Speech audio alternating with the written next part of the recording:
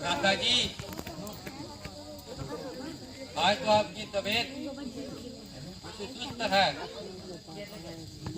हाँ शत्रुघ्न जी, आपका ख्याल बिल्कुल दुरुस्त है। क्या कारण है, जरा मैं भी सुन पाऊं। कुछ कारण हो तो बताओ। कारण तो अवश्य है, मगर मुझसे कुछ क्या रखते हो। शौक है तुम मेरी निस्बत ऐसे अकीदा रखते हो। फिर आपको बताने का क्या एतराज है। शत्रुघ्न जी, भला आपसे भी कोई मेरा पोशीदा राज है? कोई मेरा कारण, कोई ऐसा क्या अंदेशा है। मैं खुद हैरान हूँ, ये क्या देख है। आखिर इसका कोई इलाज भी।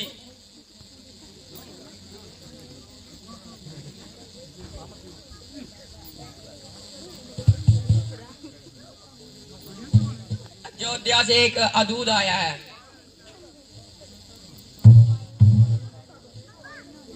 कुशलता की भी खबर लाया है।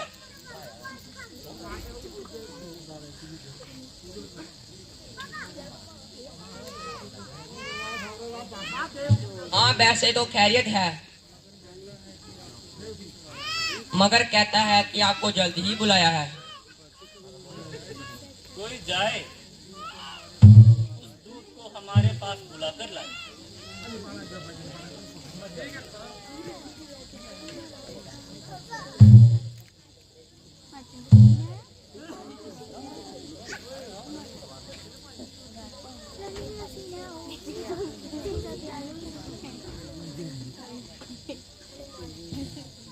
महाराज की जय हो।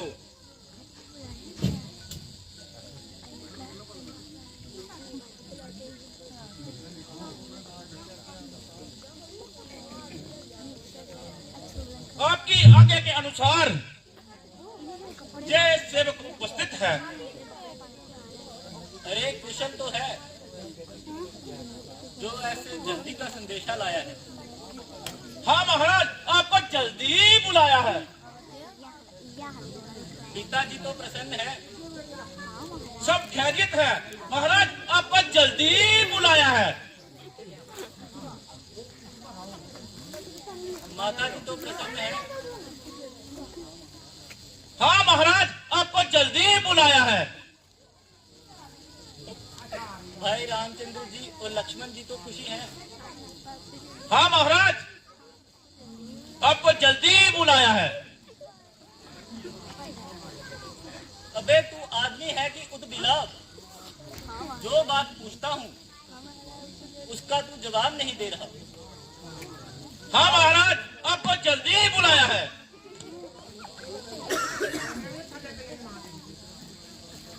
तू सीधी तरह हमारी बात का जवाब क्यों नहीं देता? हाँ महाराज, आपको जल्दी बुलाया है। अरे मैं पूछता हूँ पिताजी, माता जी और भ्राता जी ठीक तो हैं? हाँ महाराज, वैसे तो सब कुशल है, लेकिन आपको जल्दी बुलाया है। अजब दीवाने से पाला पड़ा। हाँ महाराज, आपको जल्दी बुलाया है। अरे जल्दी तो बुलाया है, पर कुछ कारण भी बताया है।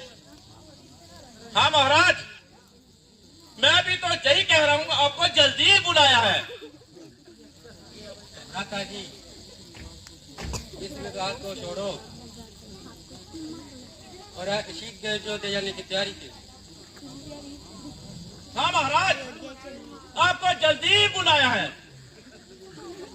अच्छा, जरा चुप कर, आदि बकवास न कर। ना महाराज, इससे अधिक एक शब्द भी ना बोलूं, मगर आपको जल्दी बुलाया है।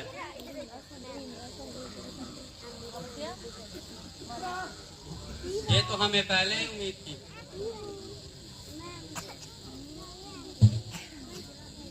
नाना जी, जब भी आपका वियोग हमें अजीब असर है, परंतु क्या करें, इस समय ठहरना भी बहुत दुखद है। इसीलिए हमारे नमस्ते लीजिए और हमें प्रसन्नता से आज्ञा दीजिए।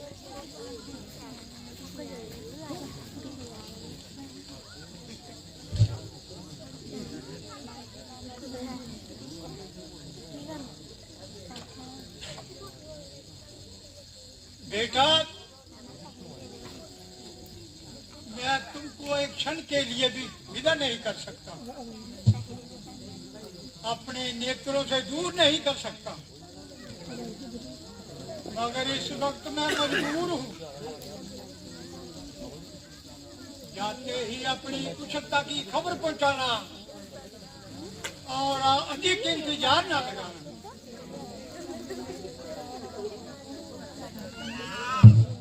हाँ महाराज, मैं भी तो यही कह रहा हूँ, आपको जल्दी ही बुलाया है।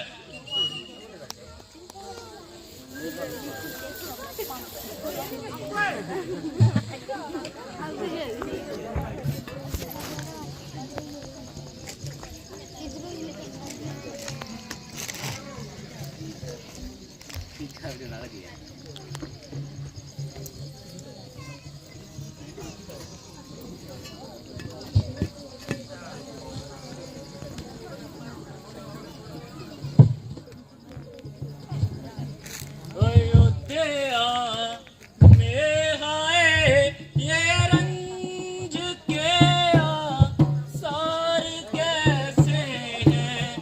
अयोध्या में हाय ये रंज के आसार कैसे हैं। बड़े चारों तरफ ये राख के अब वार कैसे हैं। अयोध्या में हाय ये रंज के आसार कैसे हैं। शाही में लो पे चीले आज क्यों मंडरा रही तनी।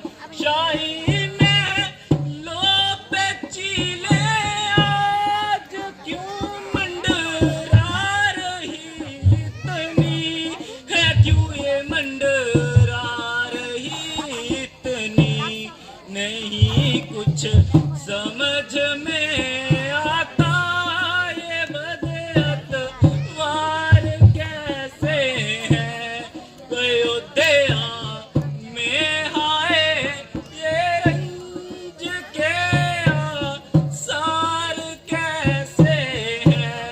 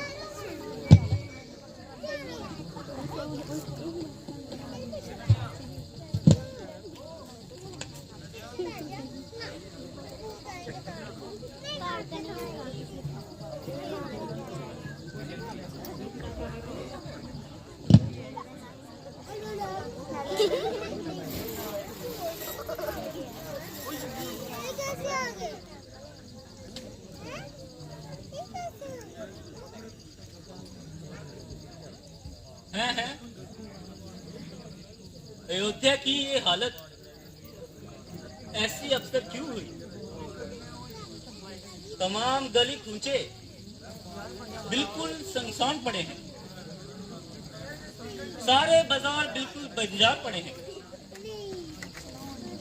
राजमहलों पे आज चीनी क्यों मंडरा रही है? ये बदशगुनियां तो किसी भारी संकट का पता बता रही है। क्या मालूम आज किसका मातम हो गया है? जो सूर्यवंश का झंडा नीचे हो गया है। अयोध्या के तमाम बाजार अनजान पड़े हैं और जिधर देखो राख के अंबार पड़े हैं।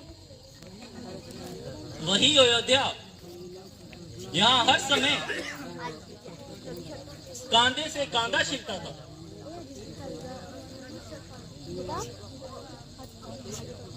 और प्रत्येक गुजरने वाले बड़ी कठिनाई से रास्ता मिलता था। बेशक लक्षण तो खराब ही नजर आते हैं। आप जल्दी से पिताजी के दीवार खाने में कदम बढ़ाइए।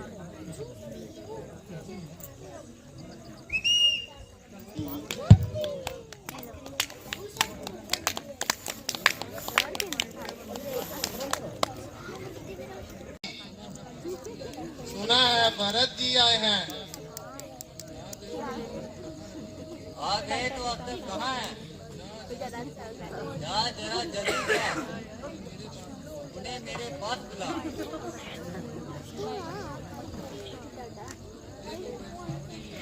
ये लो वह सामने ही जा रहे हैं।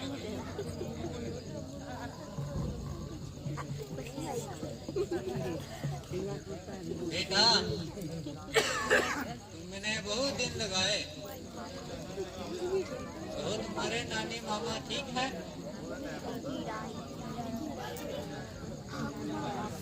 हाँ माता जी, सब प्रकार से कुशल हैं। लेकिन अब तक मुझको पिताजी के दर्शन नहीं हुए। वे कहाँ हैं? बेटा धैर्य करो, सफर की थकान उतारो, धीरे धीरे सब मालूम हो जाएगा। मेरी थकान पिताजी के दर्शन करते ही हो जाएगी।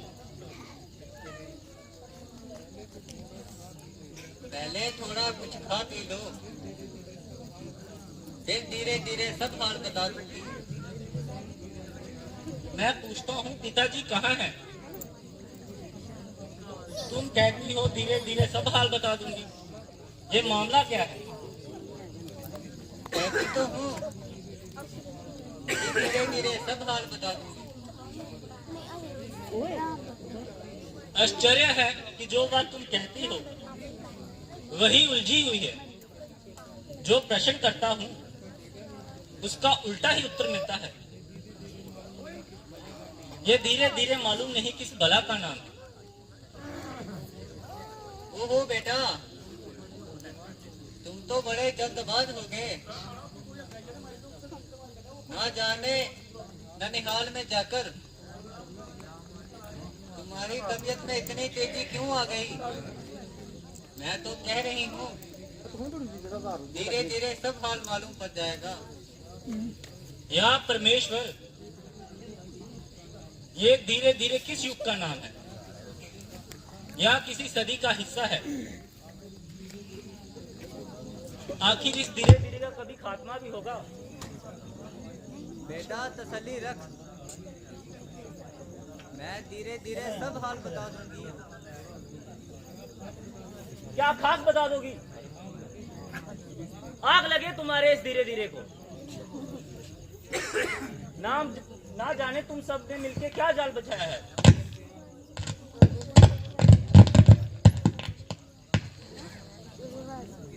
दूत गया तो तुम्हें जल्दी बुलाया है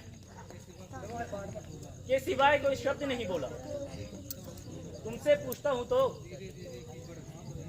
धीरे धीरे की बड़ा हाँक रही हो। जल्दी बताओ पिताजी कहाँ हैं? बेटा तुम्हें तो खामखा हट चढ़ गया। मैं तो कह रही हूँ धीरे धीरे मालूम पड़ जाएगा। फिर वही धीरे धीरे की महारानी। माता जी, अगर ये शब्द फिर से मुंह से निकाला तो तत्काल अपने को हलाल कर दूंगा। जल्दी बताओ पिताजी कहाँ है?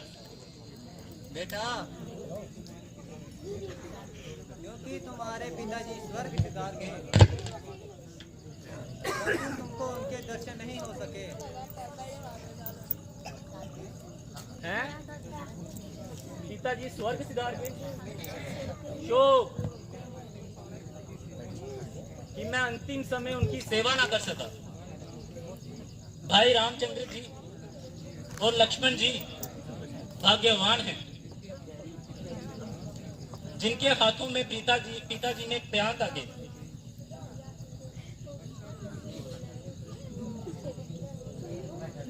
अच्छा तो ये बताओ रोग क्या था?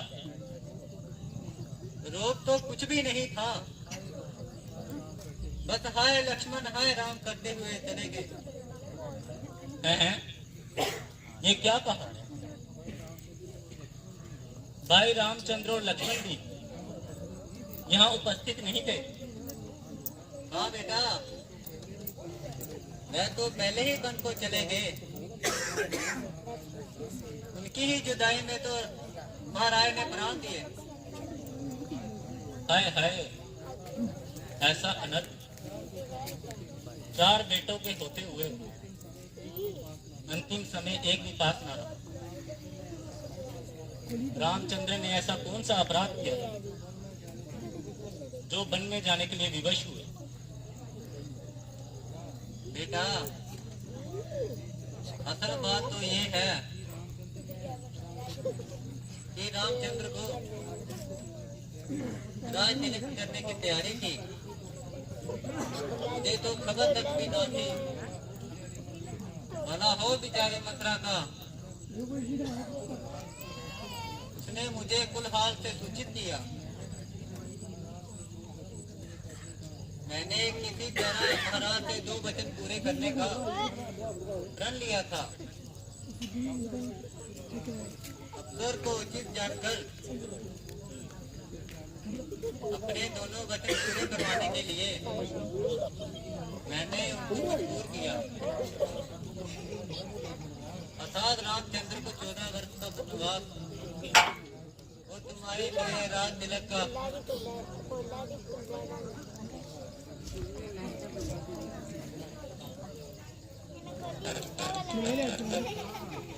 तेरे इनाम का समय अभी है, अब देखती क्या है, हो आगे। हाँ हाँ कुंवर जी, महारानी जी सच कहती हैं। अब खुशी से राह संभालो और अपने दिल के अरमान निकालो। नमक हराम, सब तेरी आग लगाई हुई है। शहर तेरी तो खबर लेता हूँ। मुझे इस खबरखारी का नाम देता हूँ।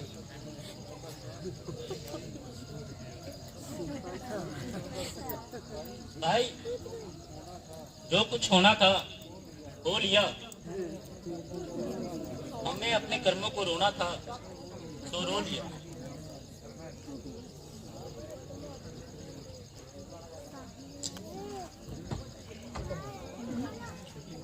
हाय हाय टूटी है किस्मत हमारी, हाय हाय टूटी है किस्मत हमारी, हाय हाय टूटी है किस्मत हमारी, हाय हाय टूटी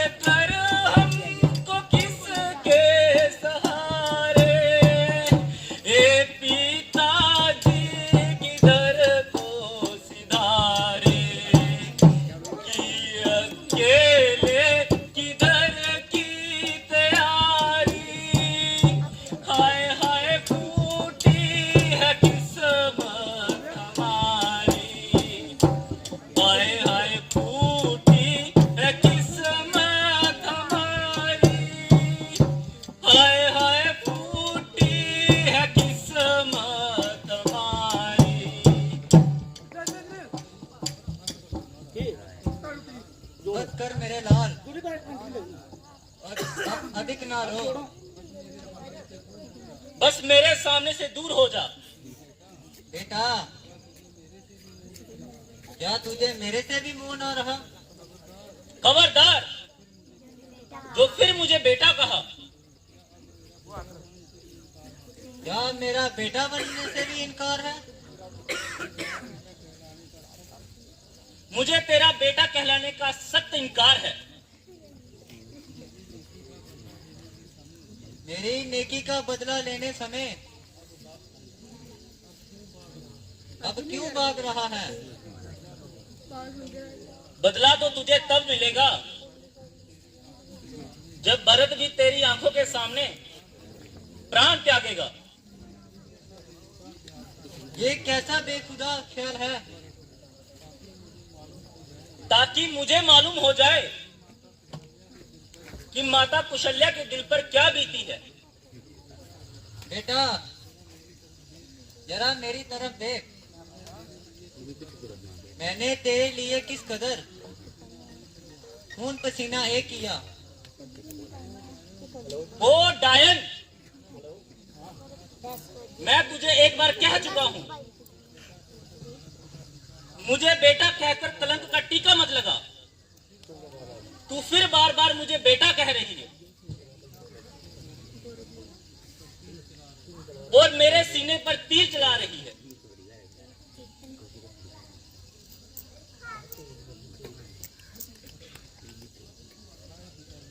आए पिताजी,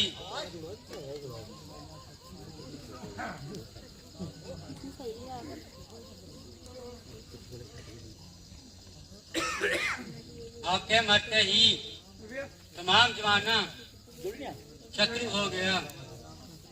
भाई रामचंद्र भी उपस्थित नहीं, अब कौन है जो हमारी दीद बनाए? प्यारे बंधु, तुम्हारे लिए तो रामचंद्र मैं हूं। रामचंद्र नहीं तो मेरे लिए नहीं।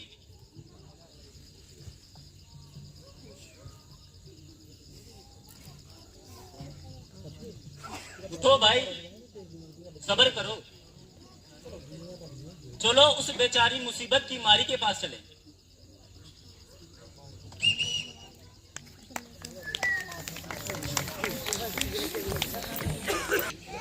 कौन आया? भाई किस प्रकार उठूं? उठा भी ना जाए। जरा देखो और पहचानो। आंखें होती तो देखना ही क्या था। माता जी, आपका महानीत पापी और अधर्मी बेटा भरत। क्या पुत्र भरत? हाँ माता जी, नाम मुराद भरत। अच्छा मेरे पुत्र, चिरंजीवी रहो। कहो पुत्र कब आए?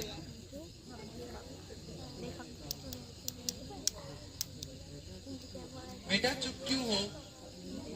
कुछ अपने मुख से तो बोलो। क्या अपनी माता से रुष्ट हो?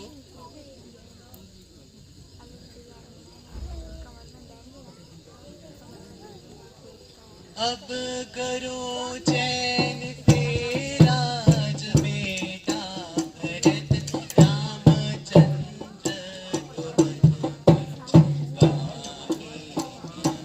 अब करो चैन से राज बेटा भरत रामचंद्र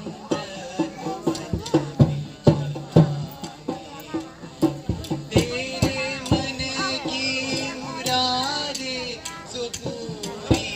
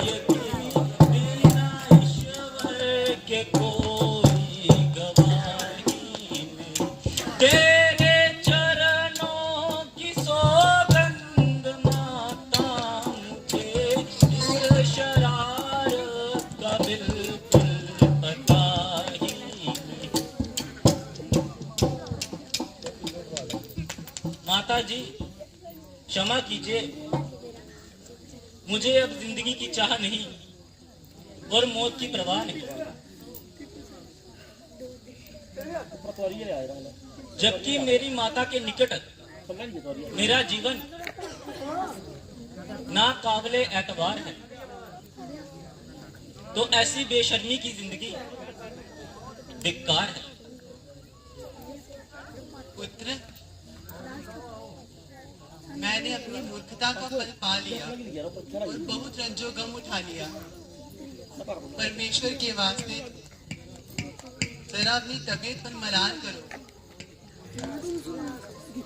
और अपने विचारों को दिल से निकालो।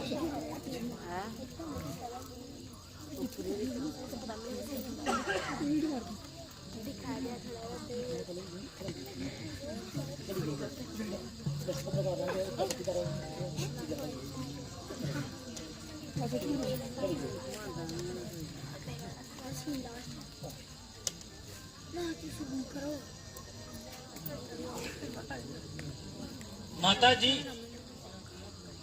ये आप क्या फरमा रही हैं और मुझे क्यों पाक के घड़े में गिरा रही हैं? मैं किसी भी अवस्था में आपकी ये आज्ञा मंजूर नहीं कर सकता। कोई व्यक्ति इस कार्य के लिए मजबूर नहीं कर सकता।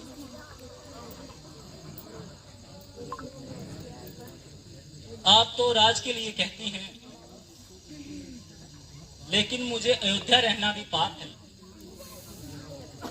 एक एक पल गुजारना भी दुश्वार है।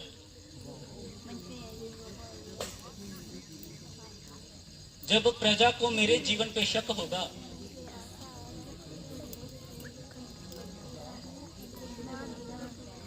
मुझे पाप का दंड देने का क्या हक होगा?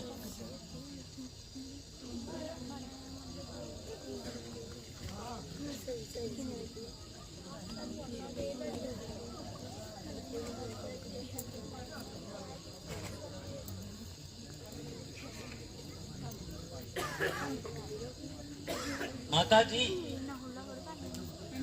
अगर रामचंद्र जी को आप पे ऐसा विश्वास है तो समझ लीजिए भरत को भी 14 साल के लिए वनवास है। चाहे कितना भी गया गुजरा हो और भ्रष्ट इंसान हो, लेकिन आखिर उसी पिता की संतान हूं। बल्कि मैंने माता कौशल्या का दूध नहीं पिया, लेकिन कम से कम जन्म तो उसी के घर में लिया।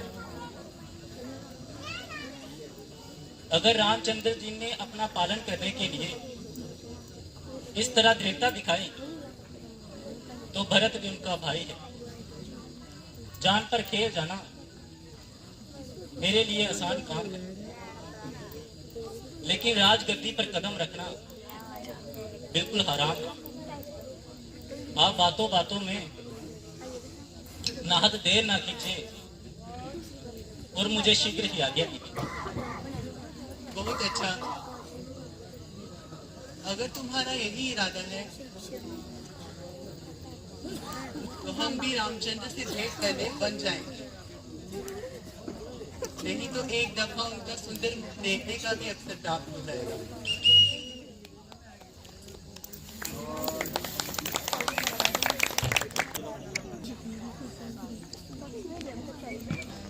ये 2 मिनट। प्रभु जी तेरी कुदरत ते बलिहार, प्रभु जी तेरी कुदरत ते बलिहार, वेद ना तेरा किसी ने पाया, ऋषि मुनि के हार, प्रभु जी तेरी कुदरत ते बलिहार, पल में बहते अथाह समुंदर, जिनका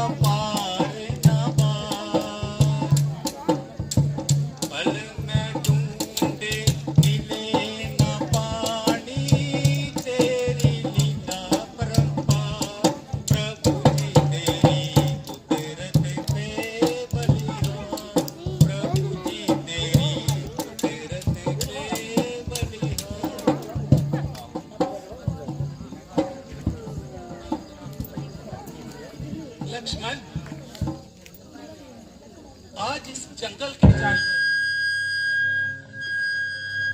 क्यों इस प्रकार बह जा रहे हैं और ऐसे तेजी में भागे जा रहे हैं। पहले तो ये कभी इतने भयभीत नहीं हुए। जरा देखना उन पर क्या मुसीबत आ पड़ी है जो इन्होंने इतनी भगदड़ मचाई है।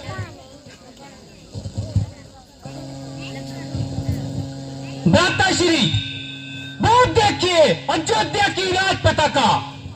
अयोध्या की राजपता? हाँ भ्राताश्री, अगर वो पाप ने आज पुणे अपना सिर उठाया है तभी तो वो भरत सेना सहित आ रहा है।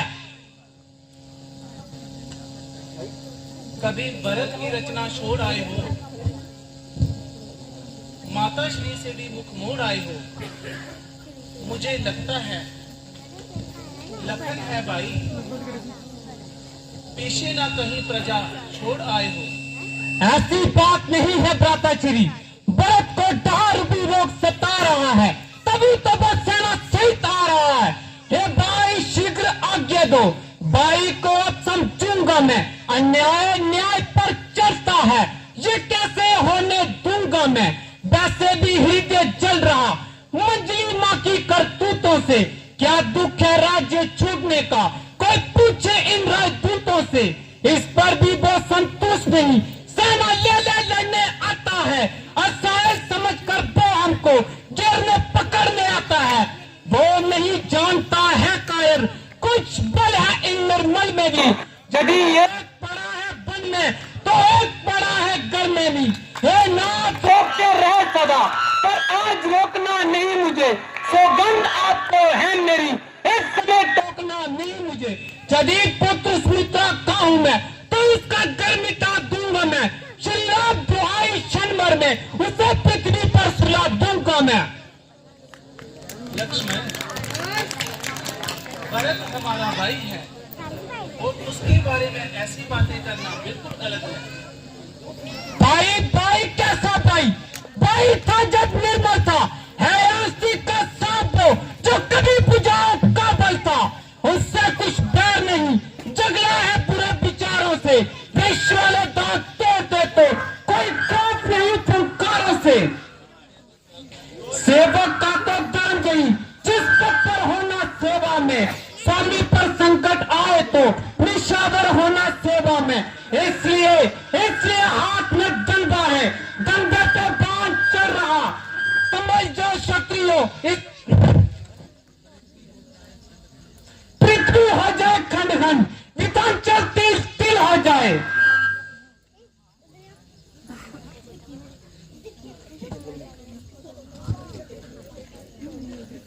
पहले तो भरत गिर गया है, ये नहीं समझ में आता है उस जैसा तो सुशील भाई सब जगह ना पाया जाता है। फिर ये भी माना बदल गया, चाहता नहीं माना मैं नहीं। वो उससे उसकी सेना से ये पाना कोई खेल नहीं। भ्राताश्री, जब तक भरत का धर्मभार तब तक दबा ना सकते थे, न तो क्या सबूत लक्ष्मण भी उसे हरा ना सकते थे। पर आज अधर्मी है भाई, कल भी उसका धर्म कहे, इसलिए धर्म का एक वान उन सबको बच कर सकता है।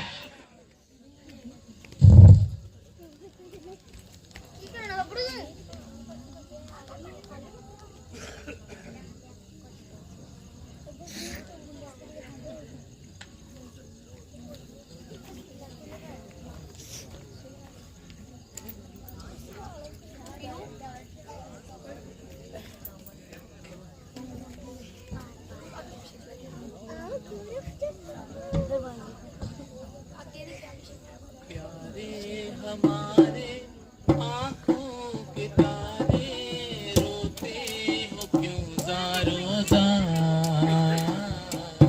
प्यारे हमारे आंखों के तारे रोते हो क्यों ज़ारो ज़ार।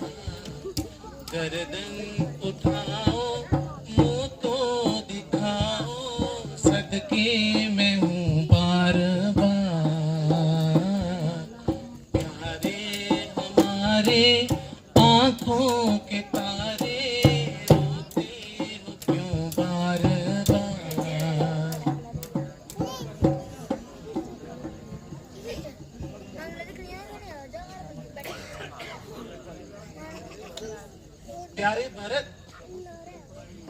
कहो, चित्त तो प्रसन्न है,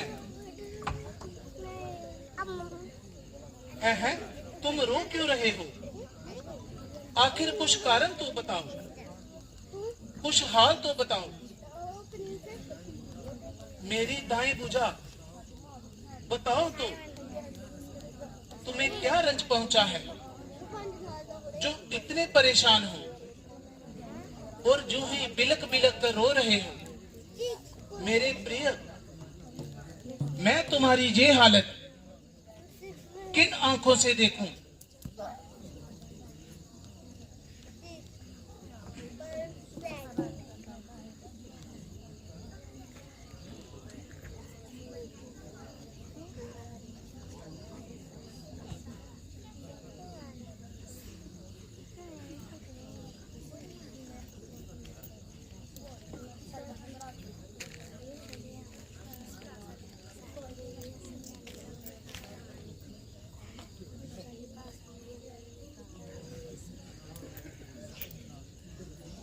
भरत जी, मैं तुमको निश्चय दिलाता हूं कि मुझको ना तुम्हारी निस्बत पर कोई शिकायत है और ना ही माता कतेई पर मुझे कुछ अफसोस है। हाँ भ्राता जी, ये मेरे ही कर्मों का फल है, इसमें आपका क्या दोष है? ओहो, ये तो शत्रुघ्न जी भी भागे हुए आ रहे थे। एक शत्रुघ्न क्या, बल्कि माता कौशल्या जी, सुमित्रा जी, सभी सेना से एक पधारे हैं।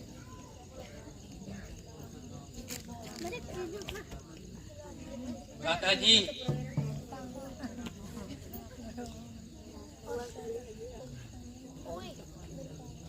भरत जी, खेद है कि तुम्हें समस्त कुल का क्लेश देने के लिए मजबूर हैं। हाँ भ्राता जी, ये सब मेरा ही कसूर है। शत्रुघ्न जी, तुम इस कुटिया में अपनी बावत के पास आराम करो, मैं माताओं के स्वागत के लिए जाता हूँ। जैसी आज्ञा हो।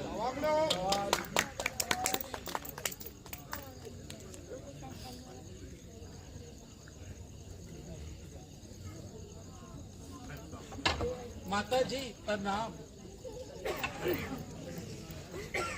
आपने इस दूर दराज के सफर की तकलीफ क्यों उठाई है? मेरी माता, आप कुछ बोलती क्यों नहीं? कहिए, तबीयत तो ठीक है? ओ, कैसी गरीब है, बेचारी के मुंह में जुबान नहीं।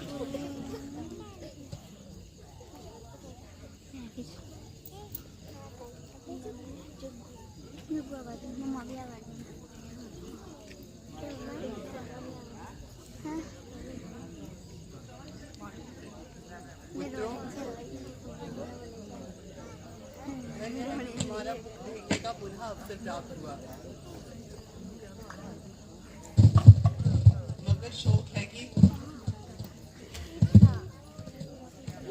वो अंत समय में तुम्हारा दीदार न कर सके। है माता जी, ये आपने क्या कहा?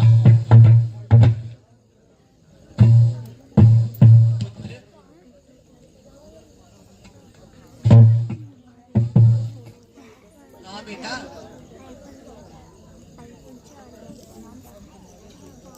अब तुम्हारे सर पर पिता का साया नहीं रहा। हाय हाय, ये कैसा शोक हुआ? पिताजी कब परलोक हुआ? इधर जब तुम वन को पधारे, तब वहाँ वो स्वर्ग सिधारे। क्या भरत जी भी नहीं आ पाए? नहीं पुत्र, ये भी तो बाद में बुलाए गए।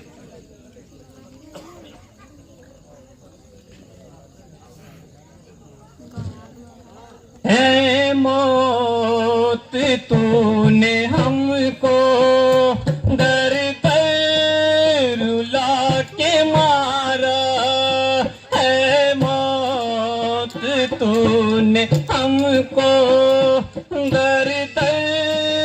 रुला के मारा, घर से किए थे बेघर, वन में बुला के मारा। सामान के तो सब ही छीन लिए हैं, सामान के तो सब ही छीन लिए हैं, फिर भी सबर न आया, दम दे दिलों ने मारा।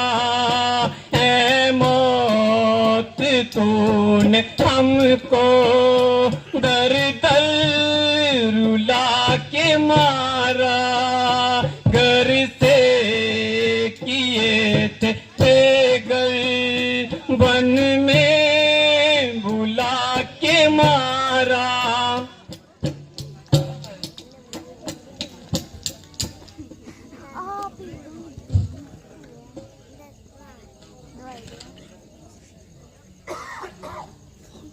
प्यारे भरत, परमेश्वर की कृपा से हमारा खानदान अब तक बिल्कुल बेदाग रहा, दुनिया में एक रोशन चिराग रहा।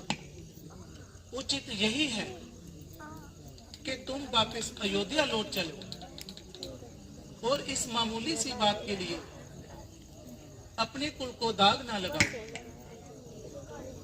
अच्छा माता कौशल्या जी, जो हुक्म दे वो तो इंसाफ है। हाँ हाँ, मुझे उनके हुक्म से कब इनकार है। माता जी, आप हमारा इंसाफ कर दें, मामले को साफ कर दें। मेरे पुत्रों, मेरी खुशी इसी में है कि तुम दोनों अपने अपने धर्म का पालन करो।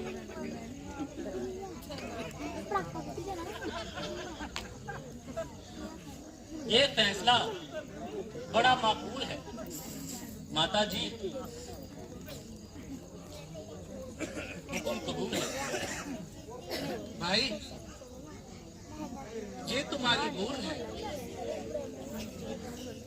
बल्कि माता जी का फैसला तो मेरे अनुकूल है। माता जी, माता जी, आप खुले शब्दों में फरमा दीजिए और इस झगड़े को निपटा दीजिए। बेटा, तुम दोनों कौशल्या के नेत्र हो और मेरे होनहार पुत्र हो। अच्छा होता कि तुम दोनों आपस में ही फैसला कर देते।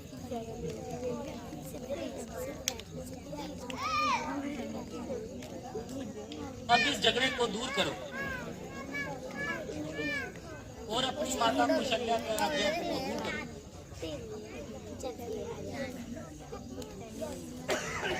भाई, क्या कहूं, भरत को इतना मजबूर किया जा रहा है, बल्कि आपके चरणों से दूर किया जा रहा है।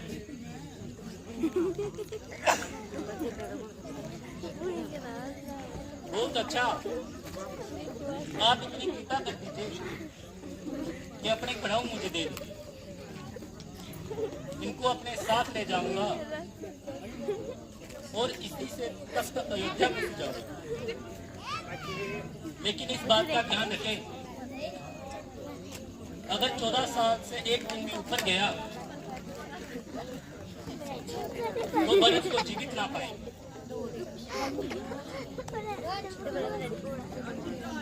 प्यारे भरत,